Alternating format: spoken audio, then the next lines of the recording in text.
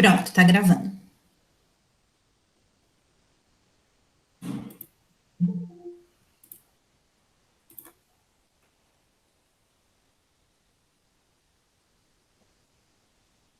Gente, boa tarde. Assim como a Nina explicou lá no início do grupo, né?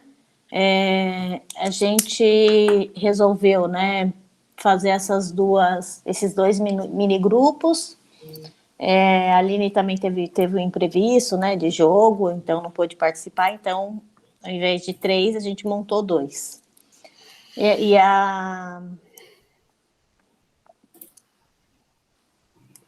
Então, aí ela vai... a Nina ficou lá, né, e nós duas aqui.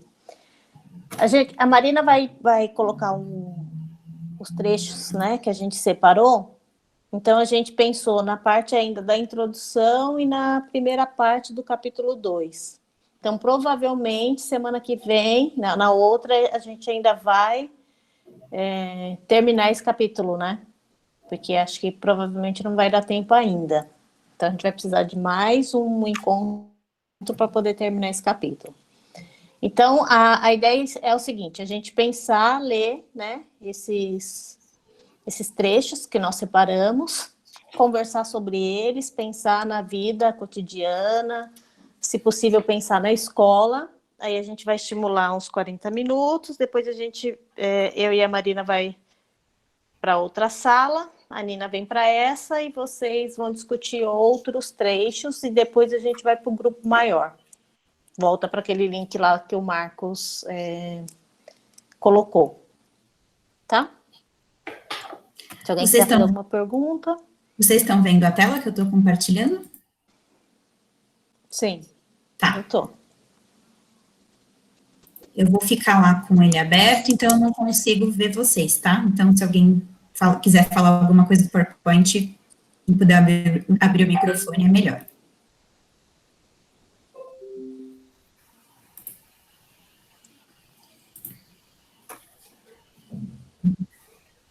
Quer ler, Ale, o primeiro trecho? Pode ser. Acho que antes, né, é só legal a gente falar que desse capítulo, a gente escolheu 3 subitens que vão estar dentro desses trechos, né? Que é a permuta crítica do estruturalismo, a antropologia estruturalista de Lévi-Strauss e as estruturas elementares de parentesco. Então, são trechos que vão trazer essas temáticas, e a ideia, então, como a Lê disse, é que a gente discuta esses trechos, quais foram as nossas impressões, o que ficou, o que nos atravessou, e tentar aproximações com a prática, tanto da vida cotidiana mais ampla, quanto, de repente, com a escola, com a educação física, de algum modo. Manda ver, Lê. A política sexual que constrói e mantém essa distinção oculta-se por trás da produção discursiva de uma natureza e a rigor de um sexo natural, né, que figuram como a base inquestionável da cultura. Críticos do estruturalismo, né, como esse nome não consigo. Alguém lê esse nome? Eu não...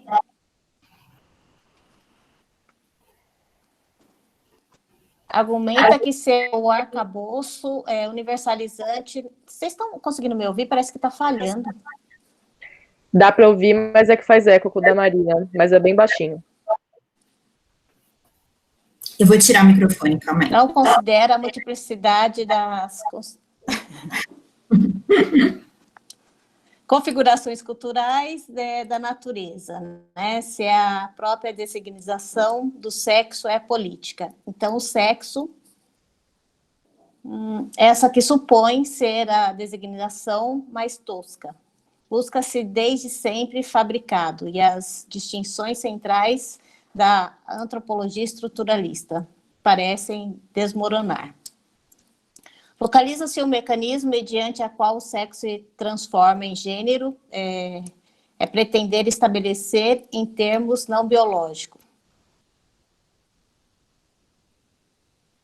Não só no caráter, né, da construção gênero, seu status não natural e não necessário, mas também universalizante cultural da opressão, está na página 76. E a noção per se de construto só se mostra útil ao projeto político de ampliar o aspecto das possíveis configurações de gênero, quanto ao mecanismo de construção de gênero, implica a contingência dessa construção.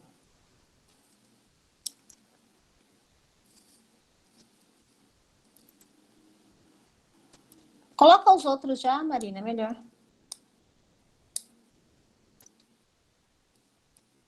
Para Lévi-Strauss, a identidade cultural masculina é estabelecida por meio de um ato aberto da diferenciação entre os clãs paterniares, em que a diferença nessa relação é hegeliana, isto é, distingue e vincula ao mesmo tempo. Mas a diferença estabelecida entre homens e as mulheres, que afetivam a diferenciação entre os homens, escapa completamente a essa sumiu para mim.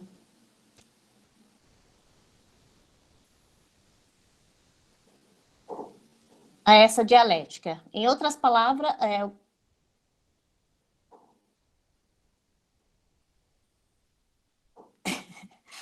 Marina está de sacanagem.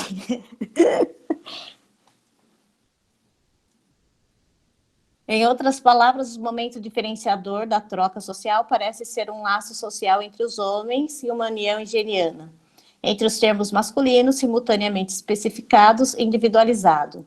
No nível abstrato, trata-se de uma identidade na diferença, visto que ambos os clãs retêm, né, uma identidade semelhante, masculino, patriarcais e patrilineares.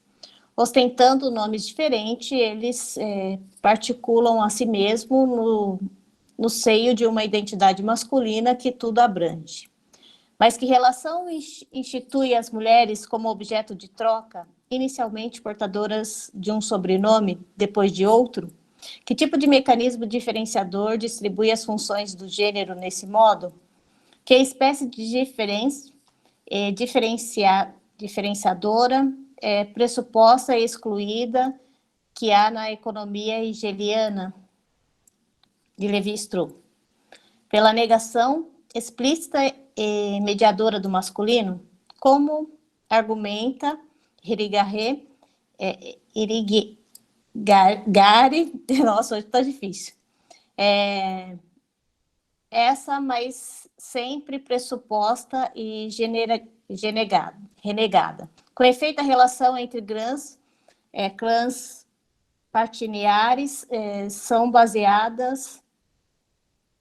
Estou lendo pelo celular, tá, gente? Então, tá meio difícil aqui. Em um desejo social que Irigaray chama de homossexualidade, numa sexualidade recalcada e, consequentemente, desacreditada, numa relação entre homens que, em uma última instância, concerne aos laços entre os homens, mas se dá por intermédio da troca e da distribuição heterossexual das mulheres. Também está na página 80.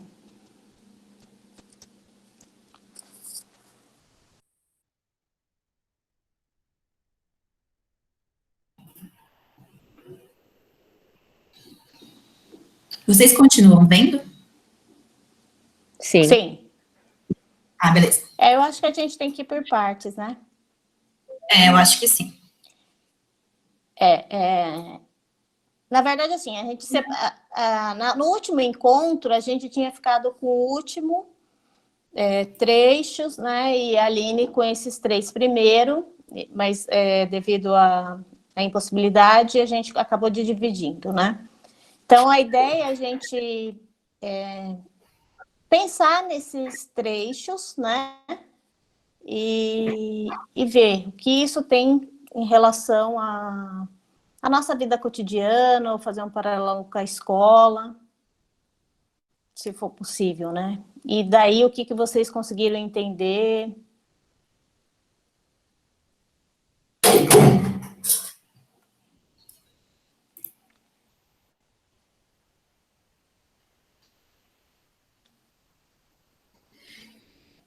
Esses 3 primeiros trechos, né, da página 75, da página 76, eles vão trazer um pouco essa questão da antropologia estruturalista do Levi-Strauss, né, e já esse trecho da página 80, ele traz mais essa questão das estruturas elementares de parentesco e da permuta crítica do estruturalismo. Só para a gente localizar mais ou menos e esquentar.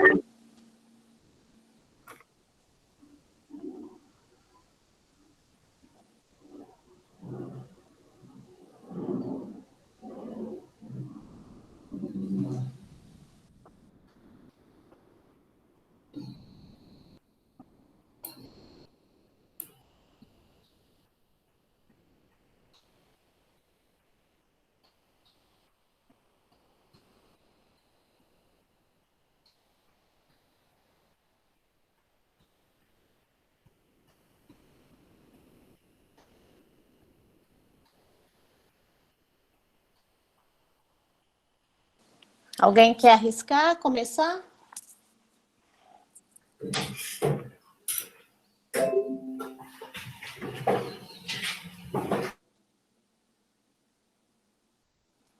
Quando ele fala da questão, né, da natureza, né, do sexo e da questão da própria dualidade, né?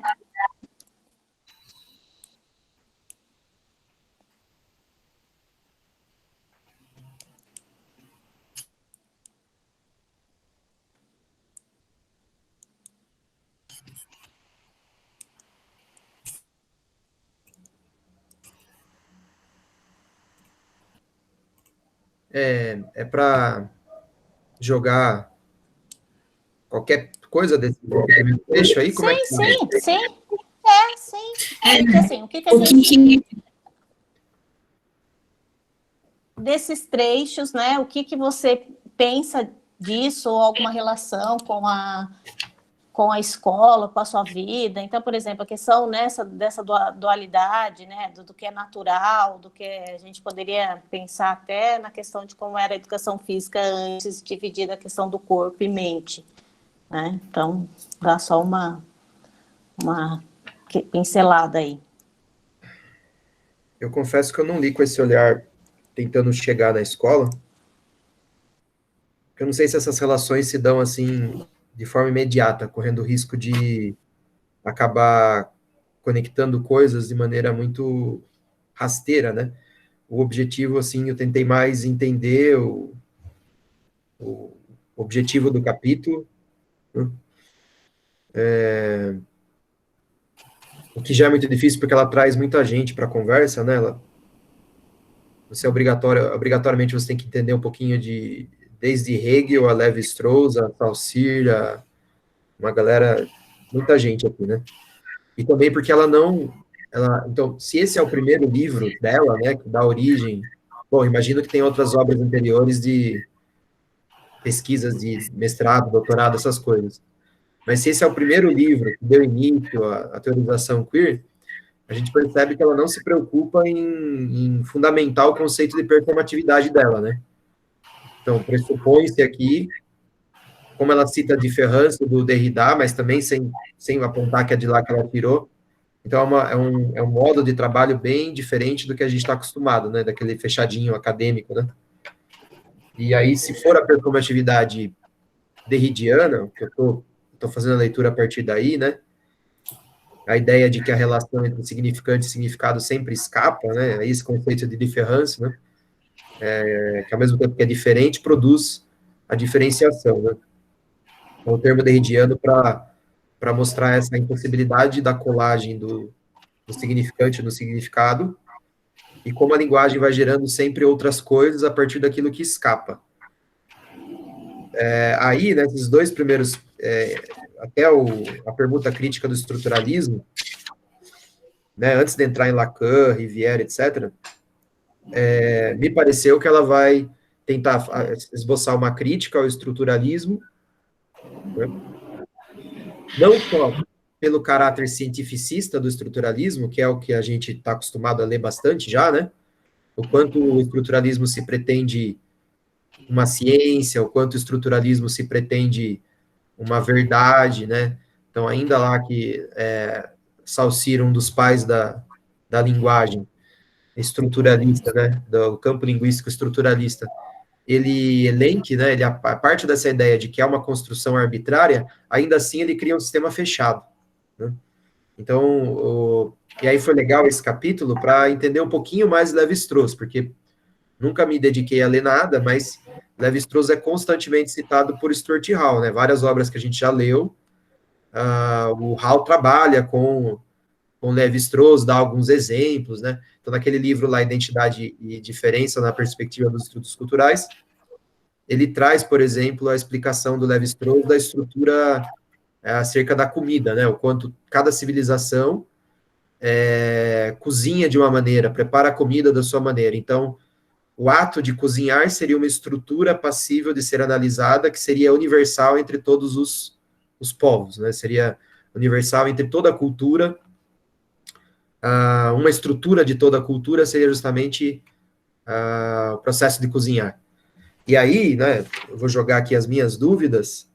Eu entendi, se eu entendi corretamente, que ela vai esboçando o quanto essa perspectiva do Lévi-Strauss, né, quando ele traz essa estrutura que delimita o que é mulher, né, então o feminino aqui ele é subjugado na medida em que é criado como diferença a partir das relações de troca, né, então a mulher vira mercadoria para a composição da família, do clã, né, enfim. Então ainda eu me remeti, né, tentando escapar, até chama aí o Pedro para a conversa, até tem um antropólogo muito utilizado por Deleuze-Guattari, chamado Pierre Clastres, que vai fazer uma análise parecida, mas a partir do desejo, né? E não a partir do significante, do significado, da estrutura. O quanto o tabu do incesto seria um recalcamento, uma produção desejante na medida em que se traça alianças, né? Mas aqui a lógica em Strauss eu entendi, porque ela só cita, não explica também, né? Então, assim, para você dar conta de ler Butler, você tem que ter uma formação bem robusta de filosofia, né? Se eu entendi um pouquinho mais de Lévi-Strauss, ela vai dizer que essas trocas significam a mulher como inferior, na medida que ela vira mercadoria para a composição dos clãs. Entretanto, me parece que a Butler ataca não só a validade universal dessa explicação, né, que é típica do estruturalismo, né, esse cientificismo, essa pressuposta verdade por trás das análises estruturalistas, né, daquilo que eles determinam que os pensadores desse campo encontram como uma estrutura social. Ela vai questionar essa naturalidade, não só no sentido de que é uma escolha arbitrária, também é uma construção, ou seja, apontando para aquilo que escapa dessas estruturas. Inclusive, ela traz Geertz para a conversa, e é legal na medida porque nós temos na educação física o Josimar Daolio, que trabalha muito com o Geertz, né? E tem algumas pessoas que vão apontar o Geertz como talvez pouco politizado, pouco crítico, né? Então, daí seria um caráter... O próprio Marcos Neira escreve um artigo, né, Educação Física e Multiculturalismo, e coloca a obra do Josimar Daolio como um multiculturalismo plural, né, no sentido de que não critica o processo de diferenciação. Mas não sei se a apropriação do Daolio que não foi tão profunda, ou se essa crítica é um pouco injusta, na medida que parece que o próprio Geertz critica essa universalização, né, das estruturas nas suas atualizações culturais, nas suas diversas demandas culturais, né? E aí parece que a Butler pega esse gancho também, né, a partir do Geertz, para mostrar que não só isso daí é uma estrutura construída, como também é uma estrutura falocêntrica, né? Na medida que todas as relações são pensadas a partir do ponto de vista do homem, né? A partir do ponto de vista de um homem que olha para a cultura, né, favorecendo o papel do homem, né, nesse processo, tá? Bom, então foi mais ou menos o que eu peguei de tudo que foi falado, né? Então ela faz uma crítica ao suposto cientificismo estruturalista, palavra difícil, e ela tem uma frase aqui que eu acho interessante, ela termina a primeira parte, né? Primeira parte do capítulo 2, antes de entrar na pergunta crítica do estruturalismo, ela termina dizendo: os subcapítulos a seguir, que é um anúncio do que vai vir, né, sobre psicanálise, estruturalismo e o status e poder das suas proibições instituidoras do gênero, se concentrarão precisamente nessa noção da lei. Qual é o status ontológico? É ele jurídico, opressivo e reducionista em seu funcionamento? Ou cria, inadvertidamente, a possibilidade de sua própria substituição cultural? Em que medida a enunciação de um corpo anterior ao próprio enunciado contradiz performativamente a si mesma e gera alternativas em seu lugar? Então, como que eu li isso? Será que todas essas teorizações,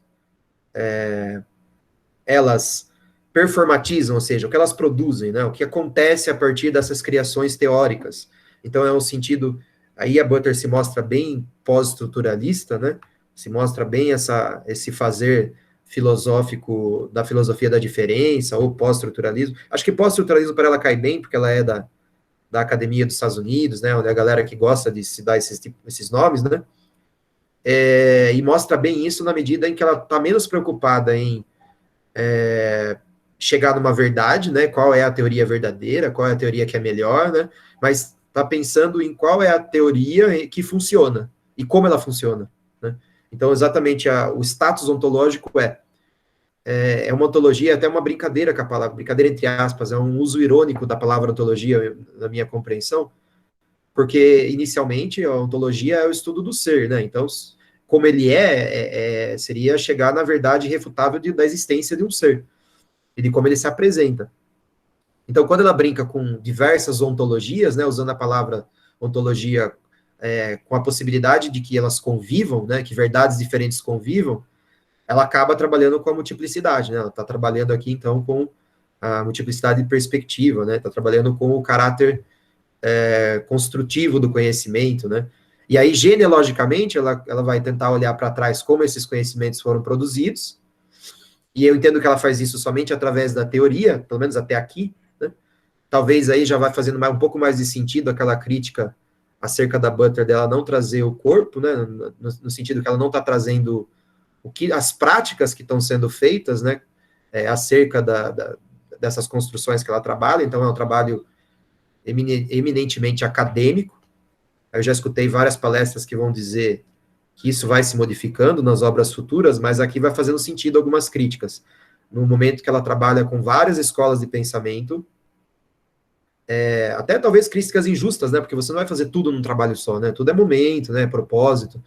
E o propósito aqui parece ser verificar qual é a genealogia da construção desses conhecimentos, ou seja, quem é que escreveu isso e por quê. E será também que esses conhecimentos,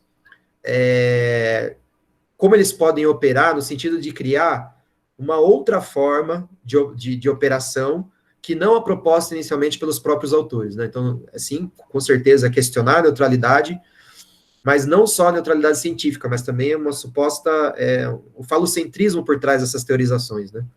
A centralidade das ideias de determinadas relações de poder que vão produzindo escolas do pensamento, né? Então, o falocentrismo por trás do pensamento de Freud, né? Lacan, Lévi-Strauss, etc., né?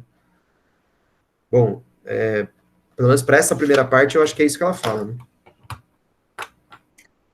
Quando você trouxe essa questão da genealogia, eu também fico pensando que ela trabalha com, né, ela vai trazendo essa questão da genealogia e colocando no texto assim, como essa genealogia ela vai ajudar a gente a compreender esse problema da produção das identidades, né, pensando muito nessa questão da identidade dessa categoria mulher, né, e como que essa produção da identidade se tornou a ontologia de um ser, né. Enquanto eu fui lendo, eu fui pensando muito isso, como ela vai abordando essa genealogia dessa forma, né, como essa genealogia vai ajudar a gente a compreender o problema da produção da identidade, calma que tem alguém entrando, e como isso vai se tornar a ontologia de um ser, né, então ela vai trazendo todos esses autores para tentar trazer essa explicação ontológica desse lugar.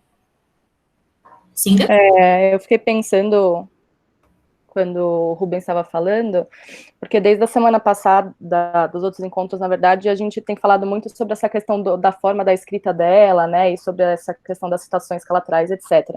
E aí, uma das coisas que eu fiquei pensando depois dos últimos encontros é que, na verdade, tudo isso também é intencional, né? Ela está falando de um assunto que ela já traz logo no título, que é um problema, né? E quando a gente pensa nessa questão do problema, tem toda a questão da complexidade por trás disso. E, na verdade, ela não poderia escrever sobre performatividade de gênero e sobre os problemas de gênero sem colocar uma complexidade na escrita, porque ia ser um descompasso com a própria teoria que ela está produzindo. Então, quando ela vai produzir, quando ela vai falar mais para frente, que aí não vai ser nesse capítulo de fato, vai ser mais a partir do capítulo 3, sobre a questão da performatividade de gênero, ela já vai mostrar o quanto que isso é complexo e o quanto não dá para a gente, em momento algum, colocar numa caixinha que a gente chegou num resultado final, tanto em proposta de teorização, quanto em proposta de solução para o problema, né? E aí, ela já falou sobre isso em outros momentos em que ela foi questionada, né, sobre essa questão da complexidade da escrita dela, e ela fala, bom, na verdade, tudo isso é intencional, né? Eu não poderia escrever sobre performatividade sem estar escrevendo dessa forma, porque tudo que a gente está escrevendo, a gente também está, nós também estamos produzindo a partir dessa escrita, e isso tudo tem uma intencionalidade, né? Então, eu acho que essa é uma das questões. E aí, outra coisa também que eu fiquei pensando é exatamente sobre essa questão das escolas de pensamento nas quais ela se apoia, etc., e, na verdade, ela se apoia, né, em questões pós-estruturalistas, estudos feministas, tem essa questão, né, desse livro ter inaugurado, né, também os estudos da teoria queer, e ela traz muita coisa de Hegel, né, dessa questão lacaniana, etc., mas no final das contas ela não se fecha também em nenhum desses lugares, né, então acho que é difícil a gente falar a Butler é pós-estruturalista, porque no fim das contas ela está tentando escapar o tempo inteiro dessas caixas que a gente cria para colocar as pessoas. Então, acho que ela é uma pessoa que ela é influenciada, claro, por todas essas escolas de pensamento, mas é complexo, e inclusive ela traz isso, categorizar onde que ela se encaixaria, né, porque a todo momento a gente percebe que o modelo de escrita dela é trazer questionamentos para todas essas produções, né, então a gente já tinha até falado sobre isso, quando a gente acha que ela está concordando, de repente ela vem e coloca uma pergunta que mostra que talvez ela esteja discordando, enfim, então ela fica fazendo esse jogo o tempo inteiro, exatamente para mostrar que a gente não pode nunca se deixar prender a uma coisa, porque senão a gente vai acabar enfatizando ela como verdade. Então, a gente tem que estar o tempo inteiro se questionando, mesmo dentro dessas escolas de pensamento às quais a gente está mais ligado, né? Então, acho que ela faz isso também com os autores e autoras nos quais ela se apoia. E aí, tem uma parte aqui de um livro que eu estava lendo, que é aquele que até tinha no Drive, acho que o Clayton, né, que postou, da Sarah Sally, que ela vai falar sobre essa questão do Hegel, né, do apoio nessa questão da teoria, né, e aí ela vai falar assim, na dialética, método da investigação filosófica geralmente associado a Hegel, embora ele não tenha sido o primeiro a formulá-lo, propõe-se uma tese que depois é negada por sua antítese e resolvida numa síntese. Essa síntese ou resolução não é, entretanto, final, mas serve de base para a próxima tese, a qual, mais uma vez, leva à síntese, e a síntese até que todo o processo inicie novamente. No modelo dialético de Butler, o reconhecimento avança através da oposição e da negação, nunca alcançando a certeza absoluta ou final, mas simplesmente propondo ideias que não podem ser fixadas como verdades. As ciências, que muitos veem como possuidoras de algum tipo de autoridade ou pretensão à verdade, seguem esse mesmo movimento de experimentação, refutação e revisão. Então, acho que é um pouco disso, né? Quando ela traz essa proposta hegeliana, eu acho que ela está indo um pouco nesse caminho de o tempo inteiro estar trazendo, mas ao mesmo tempo refutando o que ela também está trazendo, né? Bom, acho que por hora que eu tinha separado para falar é um pouco disso. Deixa eu, se me permite, pegar o gancho, eu concordo plenamente, e queria acrescentar algumas coisas que eu ouvi, né? Daí não são minhas, tá? Eu escutei em palestras, né, de pessoas por aí. Que não só a Butler tem essa escrita mesmo performática, né, e aí, entendendo essa fala da Sindel me leva a pensar mais ainda, né, o quanto ela leva a sério esse conceito de performatividade, né, e aí também bate bem com a ideia derridiana, que a gente já trabalhou no grupo e tal, mesmo que ela não explicite isso, textualmente falando, mas o modus operandi, né, a maneira de escrever, deixa claro isso. Eu escutei de uma orientanda do Vladimir Safato, esqueci o nome dela agora, eu compartilhei a live dela no grupo, né? Da Mariana? Mariana, isso. Mariana alguma coisa, esqueci o nome. Você lembra o sobrenome, Sindel? Não lembro. Só lembro que era Mariana. Mariana alguma coisa, ela é uma orientanda do Vladimir Safato, e nessa live a Mariana fala que a gente tem que até tomar cuidado com as próprias interpretações da Butler, porque a Butler não se importa muito em ser fiel aos autores, né? Por exemplo, diz que a leitura dela de Lacan, então se a gente tentar entender Lacan pela Butler, a gente tá fudido, porque parece que a leitura dela de Lacan é bem do jeito dela, assim, do jeito que ela quis usar. E a gente não pode considerar isso uma leitura ruim, porque, imagina, a gente está falando de uma filósofa que ganhou o prêmio Adorno, né, de filosofia, né, uma pessoa que lê demais, né, enfim, uma referência, ou seja, é justamente que ela está mais preocupada com as construções que ela está fazendo ali, né, para explicitar certas coisas, para criar certos efeitos, do que preocupada em ser leal, né, a um pensamento de um autor, etc. O que me faz pensar que é uma necessidade esse tipo de trabalho, na medida em que ela quer utilizar justamente Lacan, justamente Lévi-Strauss, para pensar um outro tipo de pensamento, né? A subversão dessas ideias para performar outras coisas. Então, não tem como você ser fiel ao que eles afirmam, né?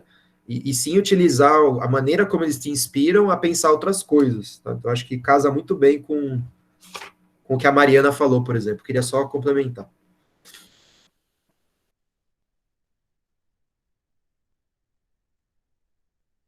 Acho que uma coisa que dá para pensar também a partir da leitura dos textos dela, e que ela também traz em alguns momentos em falas dela, é que não só na filosofia, né, mas na ciência no geral, não existe nada necessariamente de novo que a gente esteja produzindo no sentido mais, talvez, fiel da palavra, né? As pessoas estão sempre avançando a partir de alguma coisa que já existiu, né? Então, acho que quando ela traz todos esses autores e autoras, essas escolas de pensamento para pensar a questão da performatividade, especificamente nesse livro, né, que vai ser o ponto-chave ali mais para o final, o que ela está tentando fazer é exatamente esse movimento, né, de pegar o que já foi produzido, que é usado para trazer à tona esses problemas de gênero, e tentar questionar tudo que vem sendo produzido para, a partir de então, pensar alguma brecha, né, para enfim, trazer uma outra possibilidade de subversão para esses problemas. E aí, uma das coisas que a gente estava conversando esses dias, eu, Adriana, Aline, a partir de um texto que a gente estava estudando, pensando mais em Austin, né, para tentar entender um pouco mais a performatividade, é que talvez a gente nem vai falar que a ideia é um processo de ressignificação, que é uma palavra que a gente está muito ligado, né, no grupo, mas talvez seja até uma ideia, porque pensando em ressignificação, parece que a gente vai ter uma finalidade, né, e, na verdade, o que ela quer fazer é a subversão no sentido de romper o tempo inteiro, né? Então, a gente não vai só ressignificar, a gente vai fazer talvez mais do que isso, pensando na ideia de performatividade, né?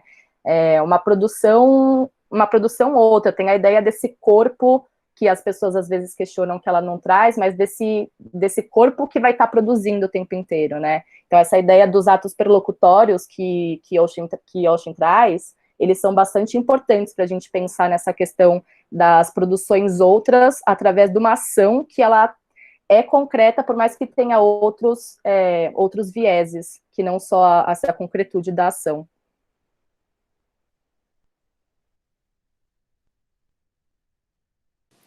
Eu acho que ela traz também, né, isso de tudo que vocês estão falando, a própria questão da estrutura, né, para pensar na performatividade, né? Então, a gente está sempre acostumado também, eu concordo com o que vocês falaram, sempre acostumado com um tipo de escrita, um tipo de pensamento. Se a gente vai falar do pós-estruturalismo, a gente vai estudar só o pós-estruturalismo, né? E vai fazer a crítica a partir dele.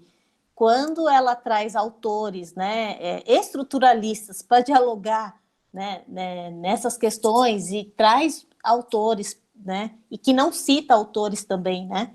Nesse diálogo todo, é uma maneira diferente e assim, para a gente poder entender, a gente tem que entender qual o pensamento que ela fez dessa criação toda, né, da escrita dela. Então, assim, a dificuldade, às vezes, e algumas críticas também que algumas pessoas fazem é isso, né? Porque como ela traz, Lévi-Strauss, para discutir da questão da performatividade, sendo que a performatividade é uma questão mais pós-estruturalista, né? Então, ela vai trazendo outros autores também, fazendo a gente olhar nisso, né? Acho que essa coisa que o Rubens falou mesmo, né? De o tempo todo ficar adiando o significado, né? Das coisas, das produções, e trazer outros olhares, a questão de borrar os outros significados e fazer a gente ver de outras formas também. Ale, mas eu queria entrar nessa conversa para o termo pós-estruturalista realmente não apareceu aqui no livro dela. Então, eu concordo com a Sindel na medida em que talvez ela seja avessa a essa classificação, assim como eram Foucault, Deleuze e companhia, né?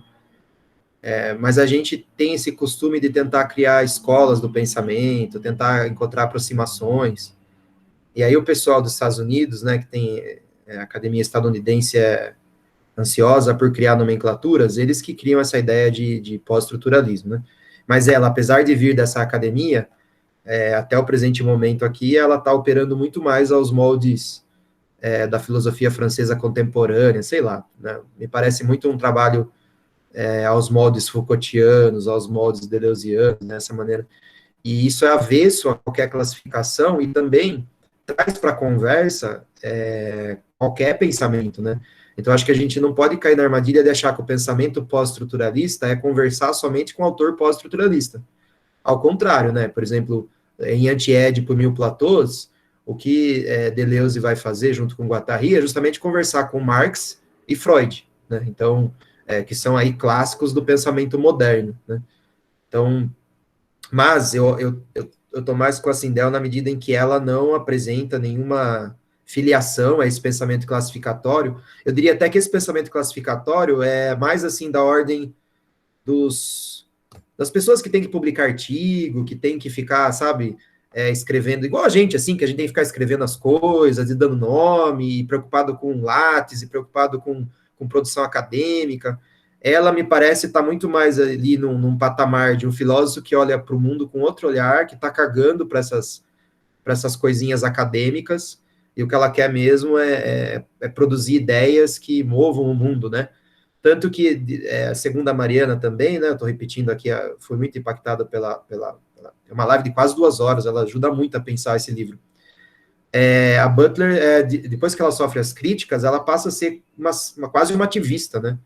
Então, ela vai lá nos movimentos sociais, identitários, para ser impactada na hora de produzir outras obras, né? Então, e ela vai para ouvir, né? Segundo a Mariana, ela vai para ouvir, ela não vai para ensinar, para dar ordem, né? É claro que ela também traz os problemas desses movimentos, né? Então, ela é uma pessoa realmente envolvida com questões maiores e menos preocupada com essas classificações acadêmicas, etc.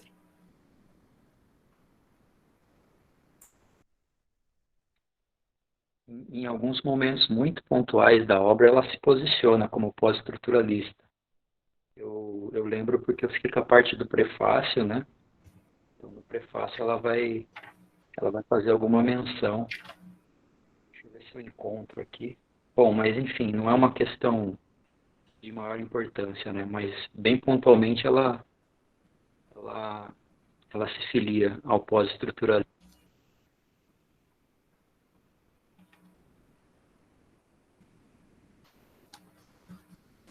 No próprio capítulo 2, ela vai trazendo também isso, né?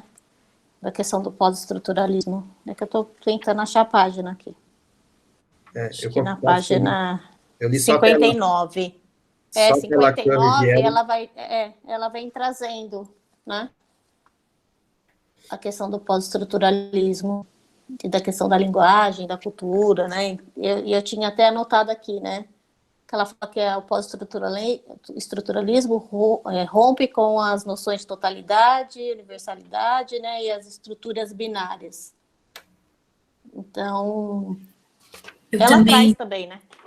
Sim. Eu também vi naquela outra aula da professora Jaqueline, da FEFELESTE, que ela também vai discutir essa obra do problema de gênero, que dentro do pós-estruturalismo há uma análise que ela conversa muito com a questão do construcionismo social, né, que dentro dessa noção de pós-estruturalismo, que é isso de pensar o corpo a partir dessa noção de produção de um sujeito reflexivo, né, então ela também tece uma análise da Judith dentro do campo pós a partir desse lugar do construcionismo social.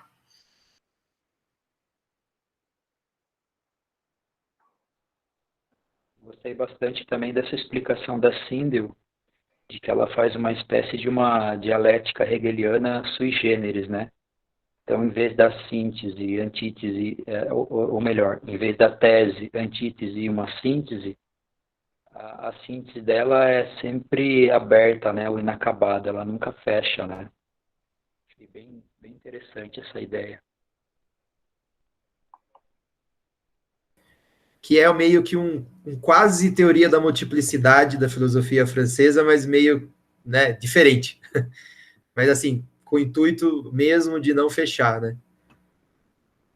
Enquanto, sei lá, Deleuze-Guattari se anuncia como anti-hegelianos, né? Ela faz sei lá, uma gambiarra com Hegel. Marina, põe a outra parte na tela, fazendo um favor.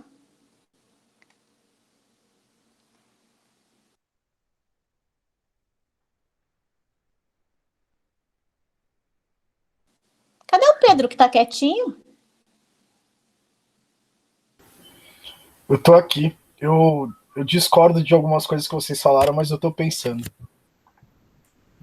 É só falar Discord, não Pode adianta. falar, na verdade é essa mesmo. Vai fazer igual o Mário. É justamente isso, esse encontro é justamente pra gente ir trocando, né? Não, eu tô pensando. Só falar Discord não vale. É.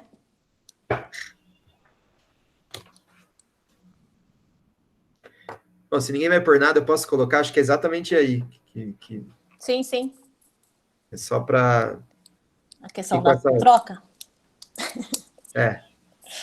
Aí eu não vou afirmar nada. Mas na página 80, não sei se é 81 de todo mundo, né? Eu tô com o livro.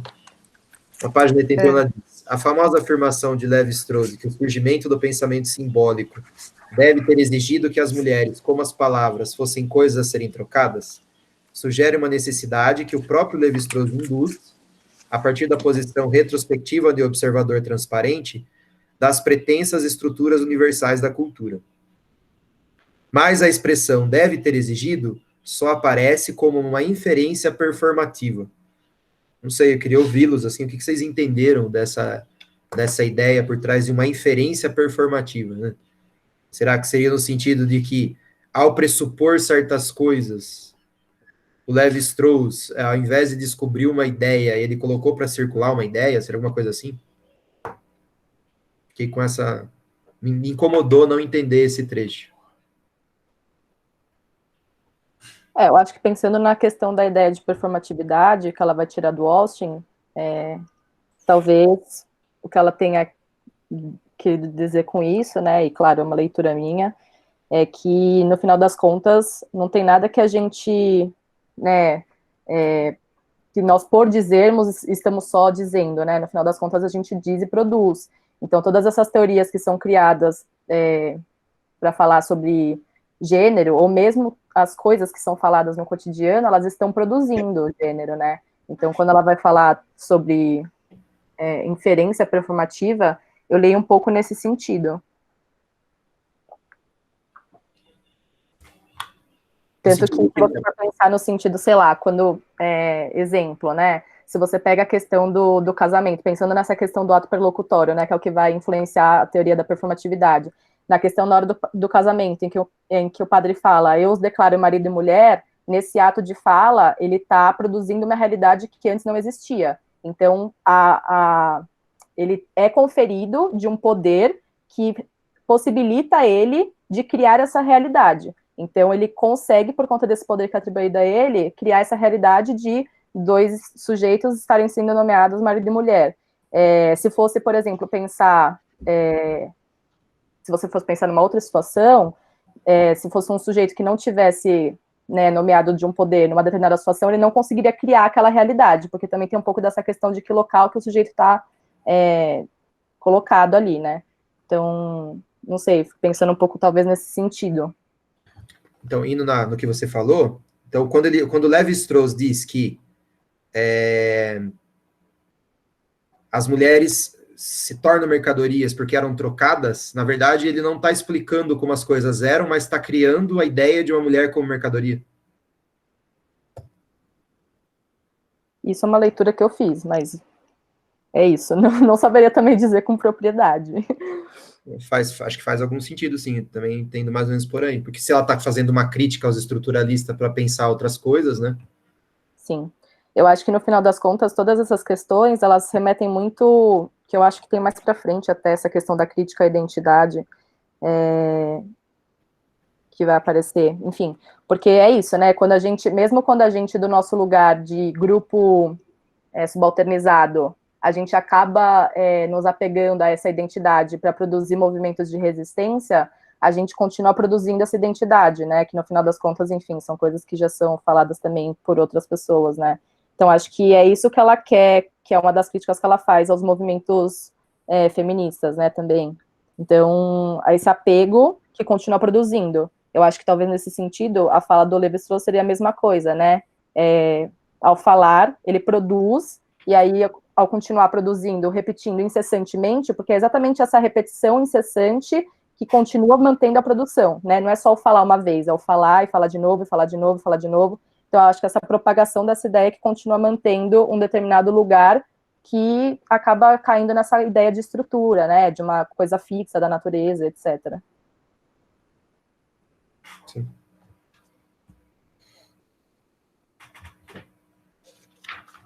Mas eu também não tenho leitura de Levi-Strauss, então estou fazendo essa leitura a partir do que ela falou aqui. Faz sentido, né? Porque na página 82 ela vai dizer, então, a releitura a seguir, acho que ela está dizendo o que ela vai fazer com Levi-Strauss na sequência, da lei estruturalista e da narrativa que explica a produção da diferença sexual em seus termos, centra-se na fixidez e universalidades presumidas dessa lei. Ela vai fazer uma releitura focada na pressuposta universalidade da lei Levi-Strauss. E através de uma crítica genealógica, busca expor o seu poder de generatividade inadvertida e autoanuladora.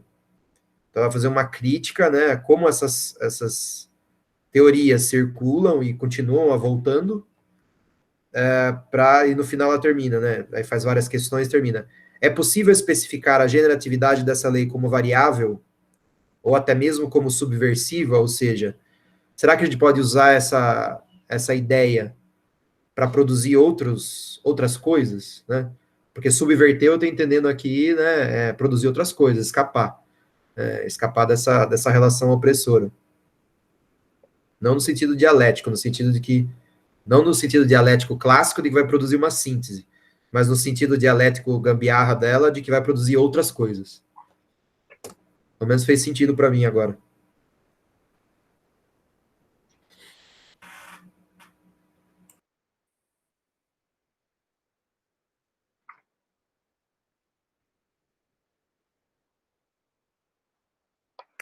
Isso que você falou, estava procurando aqui uma citação do texto que eu falei para vocês que eu li, do livro da Sarah Sally, sobre essa questão da dialética, né?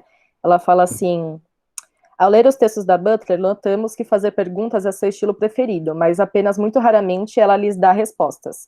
Às vezes, essa tendência de enfileirar uma questão atrás da outra pode parecer desconcertante, mas não se trata propriamente de um defeito estilístico, e ao recusar-se dar respostas, e não constitui ignorância ou insensibilidade da sua parte.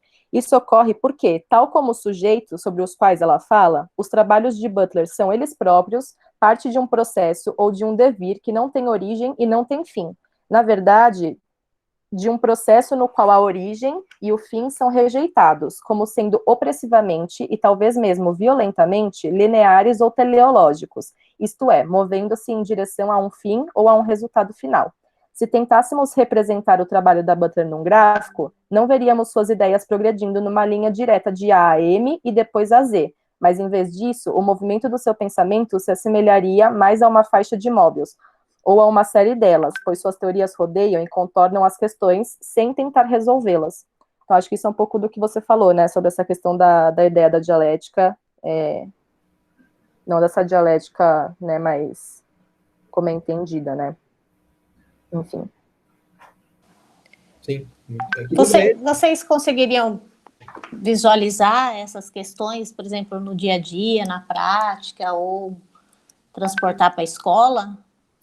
É que eu não sei, o Rubens já falou um pouco disso, né? Quando eu leio esse capítulo 2, especificamente ele, eu acho muito difícil pensar ele para pensar a escola, porque eu acho que ele, especificamente, ele tem um trabalho de recuperar autores e autoras e fazer questionamentos o tempo todo e críticas, e ela escreve um texto sobre o que vai ser uma crítica, né? Não uma crítica no sentido de você atacar, mas no sentido de você o tempo inteiro estar fazendo repensar, né? E trazendo para o jogo novamente tudo que já havia sido afirmado. Então, acho que ela está recuperando tudo isso e trazendo a baila para pensar o quanto que isso dá para ser pensado assim, mas também de outras formas. Então, eu tenho dificuldade em pensar esse capítulo especificamente para pensar a prática na escola. Eu acho que talvez quando a gente chegar na ideia de performatividade que ela vai propor, aí eu acho que talvez seja mais factível, porque aí a gente pode pensar o quanto que isso poderia ser uma coisa que a gente vê acontecendo, né? E na minha opinião, eu acho que acontece bastante pelo que eu vejo nos relatos de experiência do grupo, etc., mesmo que a gente ainda não tenha discutido. Então, acho que, para mim, eu tenho dificuldade de pensar esse capítulo especificamente para propor para a escola. Eu acrescentaria que quando eu leio esse livro da Butler, o que ele me faz pensar é como eu produzi a minha pesquisa, né? Ou como a gente vai escorregando o tempo todo e dizendo como as coisas têm que ser, né? Aí eu fico lembrando até de cabeça todas as passagens e momentos que eu fiz isso. E aí parece que a postura dela, né, não é uma postura vacilante de quem tem que ficar forçando a mente a entrar na multiplicidade, né, mas é a postura de quem já pensa nesse plano da multiplicidade aberto para múltiplas possibilidades sem representar, né. Então, assim, uma questão que virou, mexeu, volta é como escrever sem representar. Então, parece que ela apresenta um estilo de escrita, não estou dizendo que ela não, sei lá, não tem o gabarito para dizer que ela não faça isso, mas pelo menos me parece uma maneira de fugir da representação, essa escrita questionatória, essa escrita que apresenta múltiplas veredas, né? Então, inclusive, os referenciais são outros, os caminhos são outros, mas eu encontro muita similaridade com o trabalho de Deleuze-Guattari, assim, acho que o Pedro poderia falar sobre isso também. Eu fiquei pensando até na questão da escrita de relato de prática, né, que é uma coisa que a gente que está lá na escola acaba fazendo, né, enquanto a gente tem essa necessidade de buscar essa representação do que aconteceu com as crianças e, né, durante as tematizações no chão da escola, quando a gente vai passar isso para a escrita, o quanto da nossa escrita ainda é carregado de toda essa questão de representação, de estrutura, enfim. Então, pensar na escrita da Butler tem me feito pensar muito nisso, assim, como escrever de outra forma, que é algo que a gente também do grupo já vem pensando há alguns semestres, né, como produzir essa escrita de relato de experiência, de relato de prática, de uma outra maneira que não seja sempre, enfim, fechando, representando, marcando lugares e identidades, né. E é legal você falar isso, Marina, porque da mesma forma que os relatos não são pensados, né, nesse lugar de evitar a representação, mas eles também não são escritos de forma representativa visando uma performatividade, né? Então, ou talvez sejam por algumas pessoas em algum nível, sei lá, mas, ou seja, também ninguém estudou, né, a performatividade por trás dos relatos. O Clayton fez algo parecido a partir de outro referencial, né?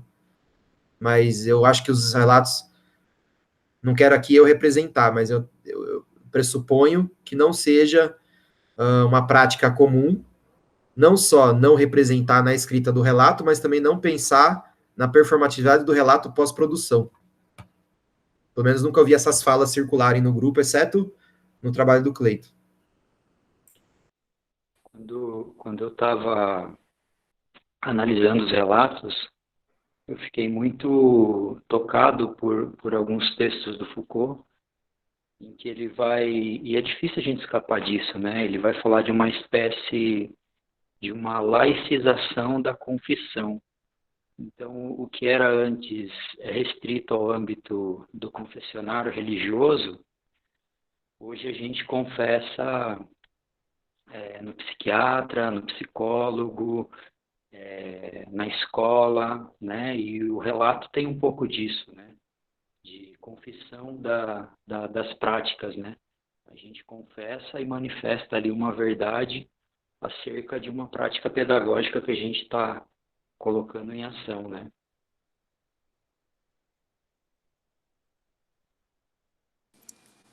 E não necessariamente tem todas as coisas que aconteceram na prática, né? E da maneira como foi, né? Que eu acho que às vezes as verdades... Ficção, né? É.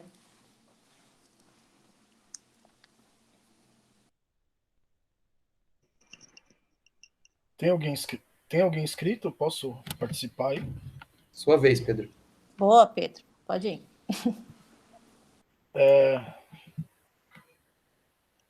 Pera aí só um minuto que eu vou precisar pôr na bateria aqui.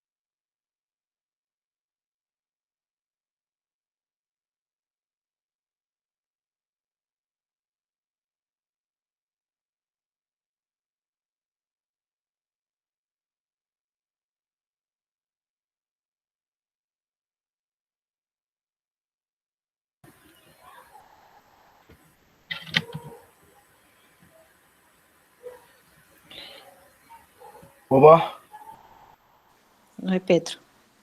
tem alguém falando? Posso falar? Pode falar, Pedro.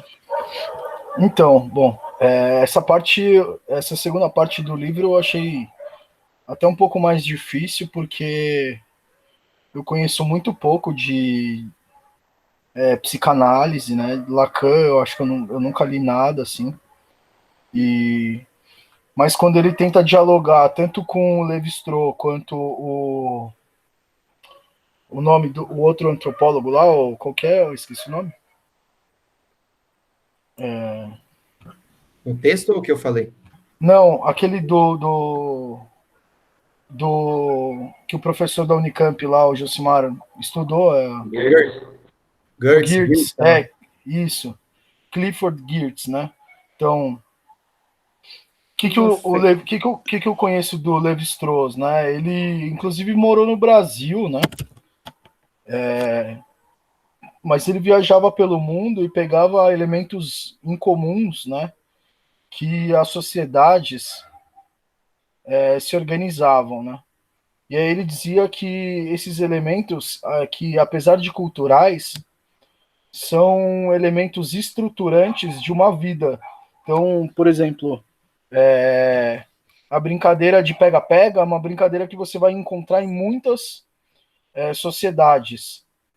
porque uma criança encostar na outra e correr, aí depois a outra encosta na outra e corre, não é algo que requer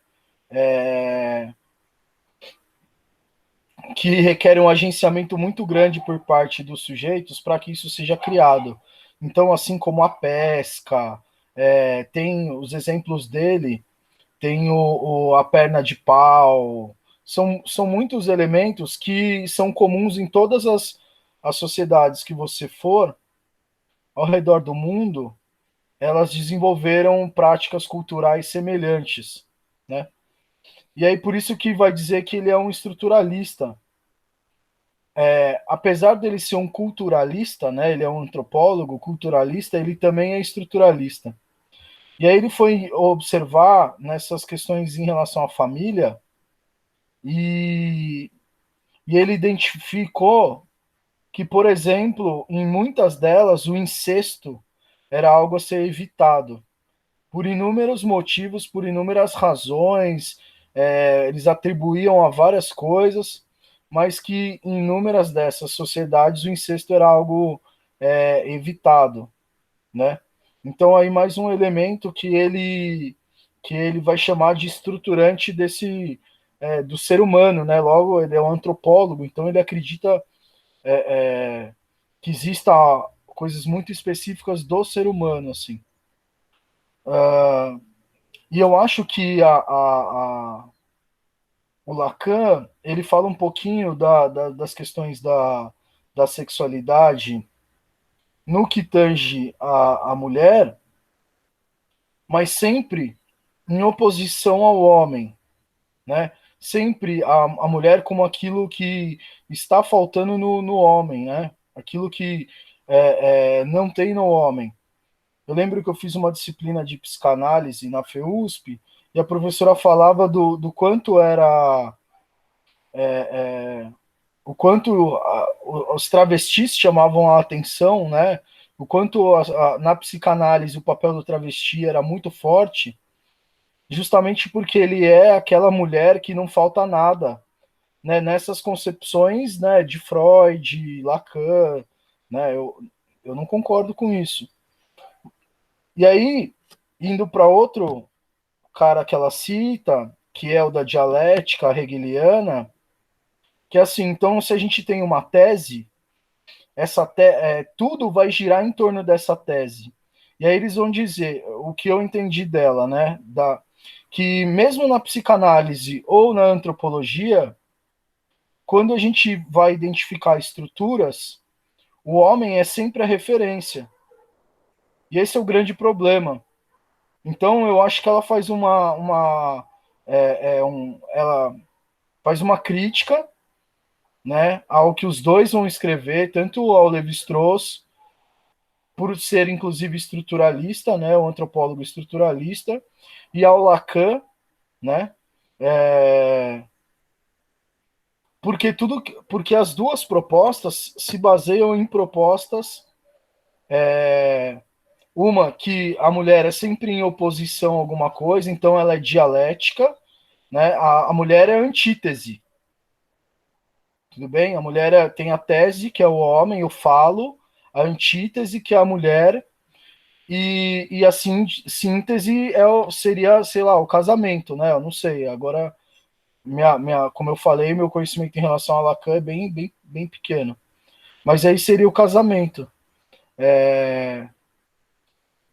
A professora Cíntia, né, Regina Ribeiro, ela sempre fala que por que o Deleuze não era ele não fazia uma dialética, né?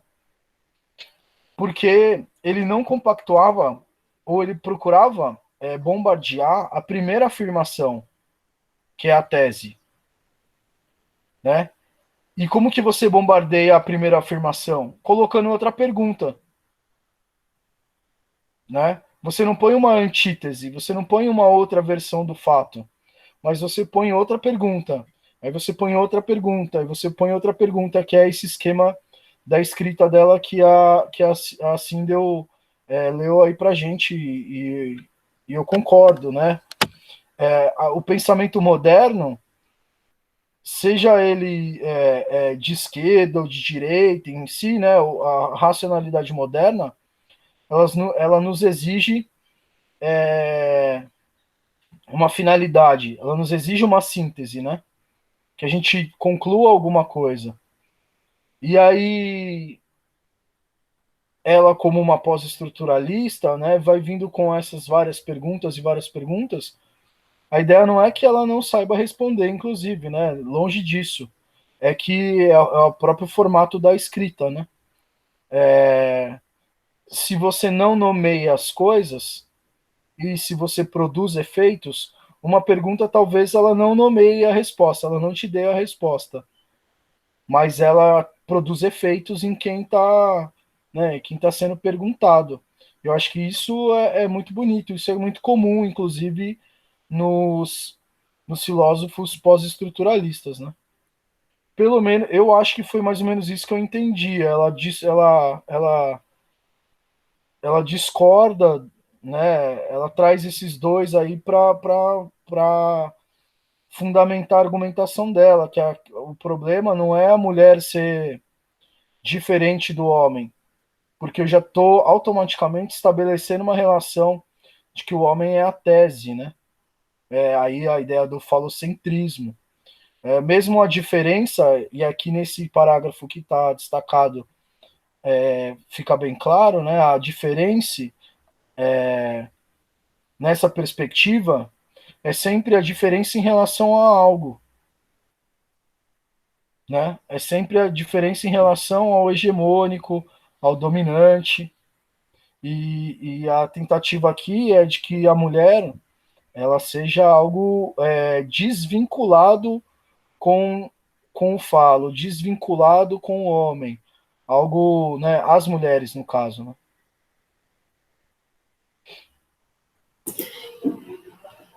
Enquanto você falava, Pedro, eu pensei muito em algo que ela trouxe também, quando ela está discutindo com Levi-Strauss e, né, trazendo Levi-Strauss, enfim, que ela fala que no estruturalismo, tanto a naturalização da heterossexualidade, quanto essa agência sexual masculina, elas vão ser construções discursivas que não são explicadas, mas elas são sempre presumidas. Então, quando você falava do porquê que ela traz essas questões e não necessariamente ela vai responder e ok, eu acho que é justamente para desestabilizar essas naturalizações dessa heterossexualidade, dessa agência sexual masculina, que está sempre presumida, né? Então, ela vai desestabilizar essa noção, sempre trazendo essas questões que vão falar, opa, tá presumido, mas, né, por que tá, enfim, então, as questões que ela traz, pelo menos me afetam sempre desse lugar. Acho que essa questão da fala do Pedro sobre esse levantamento de perguntas, né, o que eu vejo de parecido com a própria questão da performatividade, né, é que quando você faz essas perguntas, da mesma forma quando você, né, enuncia algo, né, a partir do seu discurso, esse enunciado ele é performativo, né, então essas perguntas também vão ser performativas, no sentido de você construir um sentido que não existia antes, né, então tem a ver lá com essa questão do ato perlocutório. E aí, o que eu vejo de potente nisso é que quando você produz perguntas, você gera essa instabilidade e a partir disso, os sujeitos conseguem se encontrar com as fissuras existentes nesses discursos, e eu acho que a partir dessas fissuras que surgem a partir das perguntas, que a gente pode pensar nesses processos possíveis de subversão, né? Que eles, obviamente, não vão ser... não tem como prescrever como eles vão ser, né? Não tem como pensar qual a pergunta certa a se fazer, no sentido de questionar e gerar essa instabilidade, mas eu acho que eu encontro aí nessas perguntas essas fissuras existentes que possibilitam coisas outras que não as que já estão previstas dentro dessa norma já criada.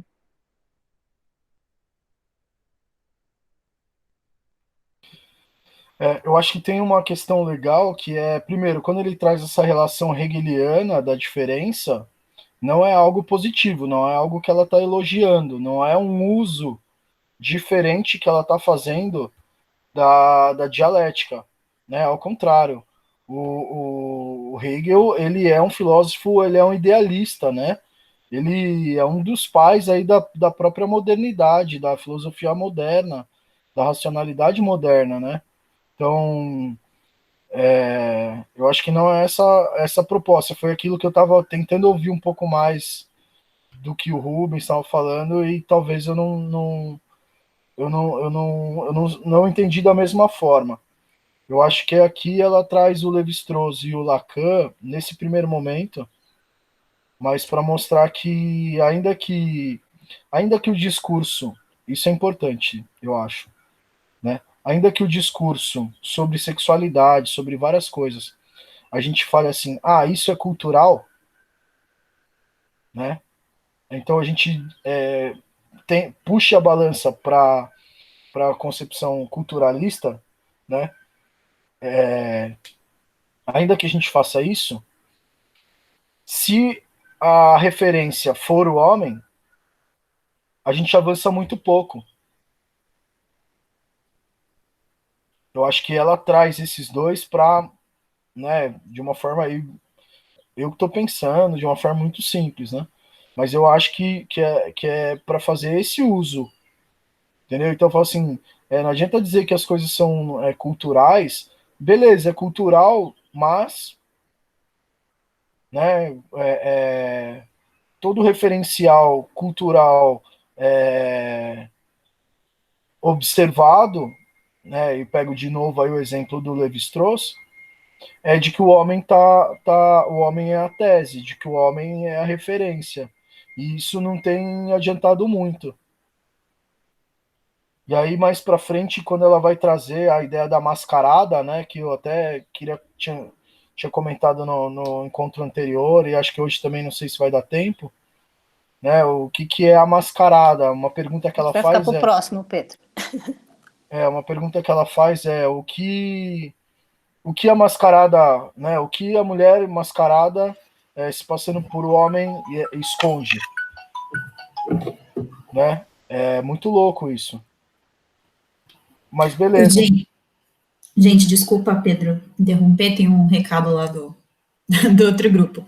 Eles estão lançando uma proposta de, ao invés de fazer a troca, né, entre grupos, como a gente tinha falado no início, de todo mundo voltar para o grupo, e aí a gente socializar o que conversamos aqui, e eles socializam o que conversaram lá, e faz a troca por conta da hora.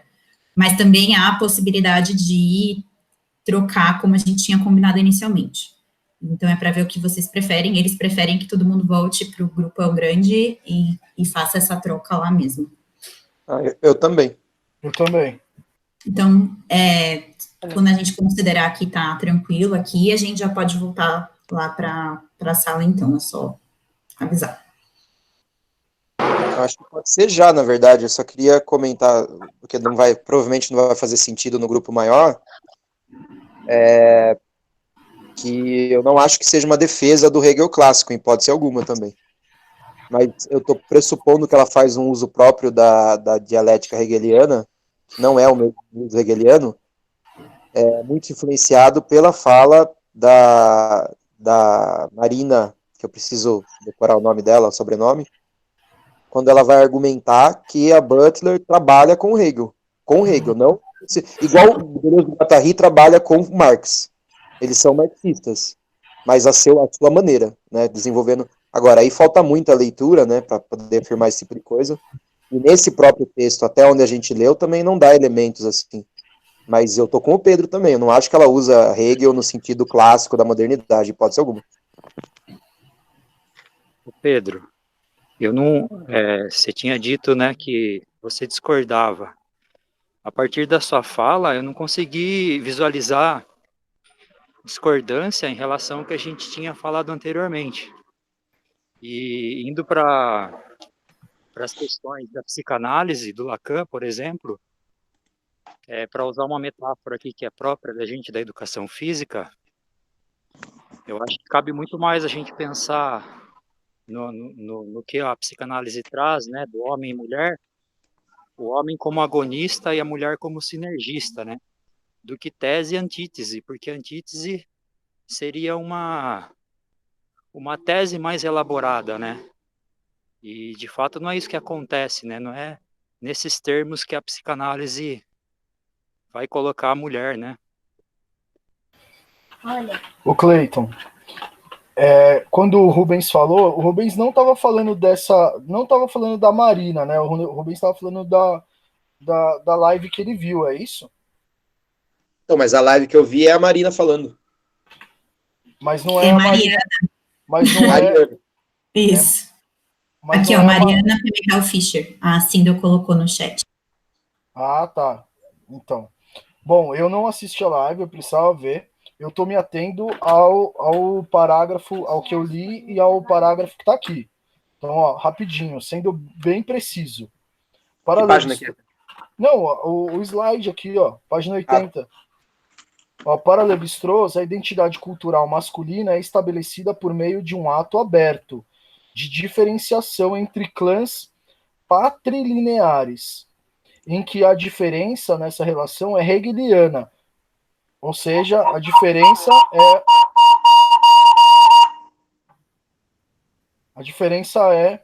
é aqui nessa relação hegeliana, isto é, distingue-se e vincula ao mesmo tempo. Então, o que se distingue e vincula ao mesmo tempo? É a antítese em relação à tese. Né? Tem uma tese, uma pergunta, uma questão, e as antíteses elas não são as respostas melhores para essa tese. As respostas melhores são a síntese, é o que vem, é o fruto dessa discussão, é o fruto dessas escolhas, né? O que eu estou entendendo aqui? Que ela faz uma crítica a essa relação da diferença sempre, uma vez que ela sempre está oposta a uma identidade, ela sempre está oposta à tese. Eu acho que aqui eu não li nem muito Butler, né, só isso aqui só, para saber a relação dela com Hegel. Mas aqui me parece uma crítica. Eu não acho que é um uso diferente. Não, sim, eu concordo com você. Mas não é aquela crítica no sentido de. Por que ela ia perder tempo, sabe, criticando Hegel se ela não. Todos os outros autores, ela faz o mesmo movimento, que é tirar certas coisas e ignorar outras. Ela não ia trazer Hegel para a conversa à toa, sabe? Ela não tem um projeto filosófico de contraposição à filosofia hegeliana. Então, concordo com você. Nesse trecho é exatamente isso que você leu. Só estava influenciado por outras leituras, no sentido de a minha argumentação, talvez um tanto quanto apressada, é no que me pareceu o quanto ela se aproxima da multiplicidade por outros caminhos. Era isso, a afirmação era essa. Enquanto Deleuze e Guattari vão negar completamente, vão calcar toda uma filosofia na multiplicidade, me parece que ela vai com mais calma nisso, questionando certos pressupostos hegelianos para apresentar que a síntese talvez não seja uma resposta só. A síntese há outras possibilidades. Né? Então foi esse o argumento só, mas eu concordo com você. Aqui ela estava falando exatamente disso. O quanto, e inclusive esse próprio procedimento de pensar em termos dialéticos já é uma forma de operar que é moderna, né? Então ela não jamais faria isso. Inclusive muito presente no currículo cultural. Quando a gente vai para a escola e os alunos falam alguma coisa racista e machista, e a gente traz isso, né? Eu estou até tentando trazer na minha tese do doutorado, que pensar nessa multiplicidade, uma vez que a multiplicidade não, ela é diferente da diferença, porque ela não é em relação a alguma coisa. Né, então, por exemplo, na minha tese, eu estou pensando que uma das propostas da gente trazer o conhecimento do currículo cultural já, sempre quando a gente for trazer um vídeo, por exemplo, já pensar num vídeo de pessoas deficientes, já pensar num vídeo de mulheres fazendo, já pensar num vídeo de amadores fazendo, já pensar um vídeo treino, já pensar um vídeo de futebol de rua, de futebol sintético, né, um exemplo aqui, de diferentes lugares, sem que eu precise, por exemplo, definir uma dada problematização. Eu concordo plenamente, e eu diria mais uma coisa que eu penso. Quando a gente vem com um movimento dialético, opositório, o que a gente provoca é a luta pela significação, né? Então, ao apresentar a multiplicidade, você evita essa disputa dialética, daí pensando junto com Nietzsche, né? Que é a que provoca a decadência, né? Que é a disputa puramente dialética pela aspiração da verdade, né? Então, sei lá, vou tentar dar um exemplo prático.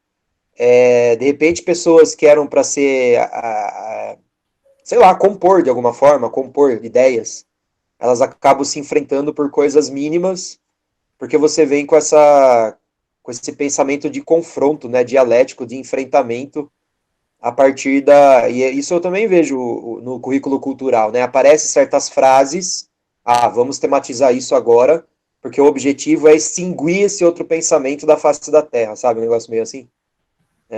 Eu acho que essa ideia de abrir para a multiplicidade, ela mostra um movimento, até pensando em termos de performatividade, ela mostra um movimento de que ninguém tem a necessidade de defender uma certa ideia como se fosse a própria existência. Não há necessidade de entrar nesse embate que o fim é destruição dos dois lados, sabe? Gente, vamos continuar lá no outro grupo, porque estão esperando, beleza? Bora. Tem o link aí, como que é? Eu vou mandar. Acho que no site do GPF tem tem fácil aí? Eu vou ter que sair desse e-mail, então vai fazer um rolê aqui de parar a gravação. Pega no site lá. É. Eu tô entrando para pegar.